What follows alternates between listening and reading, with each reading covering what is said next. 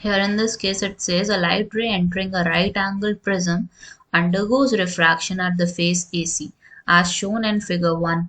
What is the refractive index of the material of the prism in figure 1? वो कह रहे हैं कि इसका क्या होगा, रिफ्रैक्टिव इंडेक्स क्या होगा? तो रिफ्रैक्टिव इंडेक्स हम कौन से फॉर्मूला से निकाल सकते हैं? It would be sine theta c is equal to 1/n।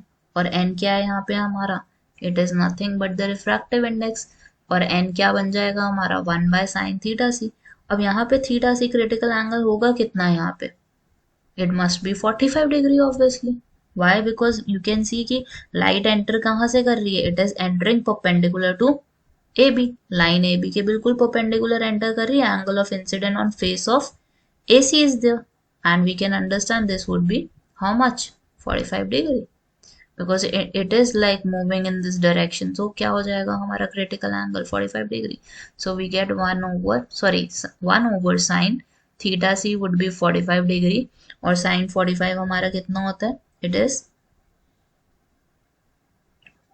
it would be 1/√2 और √2 ऊपर आ जाएगा हमारे पास। तो n की वैल्यू हमारी कितनी आ गई? √2 in this case. अब सेकेंड सिचुएशन देखते हैं हमारे पास क्या दिया हुआ है। They are saying if the side AC of the above prism is now surrounded by a liquid of refractive index 2/√3। अब यहाँ पे इन्होंने क्या बोला है कि ये एयर था पहले तो मीडियम, अब क्या हो गया? आसपास इन्होंने AC के आसपास क्या रख दिया? लिक्विड रख दिया। And they are saying determine if the light ray continues to graze along the interface AC और अंडरगोज टोटल इंटरनल रिफ्लेक्शन और undergoes refraction into the liquid. वो कह रहा है कि होगा क्या इसके आगे? पास हो जाएगी या इट वुड सफर TIR या ग्रेस करेगी या रिफ्रैक्शन करेगी?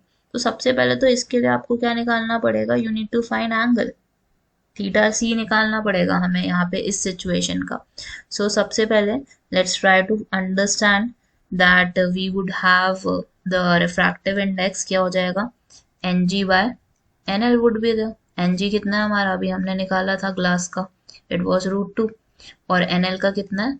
लिक्विड का कितना है? 2/√3। अब इसको रिड्यूस करते हैं, √3 तो ऊपर जाएगा, √2 हमारा ऊपर आ गया, 2 इज देयर और 2 और √2 को कैंसिल करोगे तो नीचे क्या आ जाएगा? √2।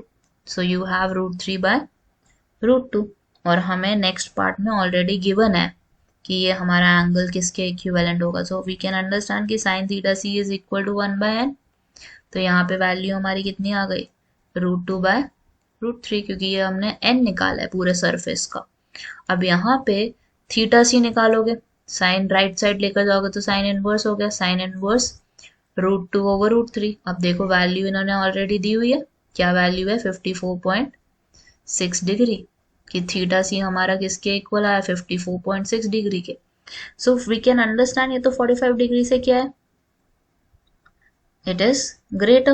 So we can understand that 45 degree is less than the critical angle for the glass and liquid pair. तो इसका मतलब ray would neither undergoes grazing nor does it suffers total internal reflection. अगर total internal reflection होना था तो क्या होना जरूरी था? It must be like facing it, less than होना चाहिए था इसको। 54.6 हमारा कम वैल्यू आनी चाहिए थी 45 डिग्री से। तो इसका मतलब क्या होगा? It would go refraction into the liquid. Refraction तो शो करेगा ही ये ऑब्वियसली। ठीक है। Now in the last part we have to draw the diagram to represent the path followed. ठीक है, path followed by the incident ray with the corresponding angle values. हमें angles बना के दिखाने हैं इस सिचुएशन में। ठीक है, so what would be the angle? हमें एंगल निकालना पड़ेगा उसके लिए। तो पहले कैसे निकालोगे रिफ्रैक्टिंग सरफेस का? Let's say n1 is there, sin i is there, right side पे क्या होगा? n2 sin r is there. अब यहाँ पे n1 is as it is, sin i की वैल्यू क्या लोगे? sin 45 degree. रिफ्रैक्शन वाला एंगल आपको नहीं पता, वो हम निकाल लेंगे। दिस वुड बी 2/√3 एंड 2 हमारा दिया ही हुआ लिक्विड का, और रिफ्रैक्शन किस में हो रहा है? लिक्विड में हो रहा है, तो साइन आर रखोगे इसको। So here in this case आपके पास वैल्यू क्या आ जाएगी साइन आर की?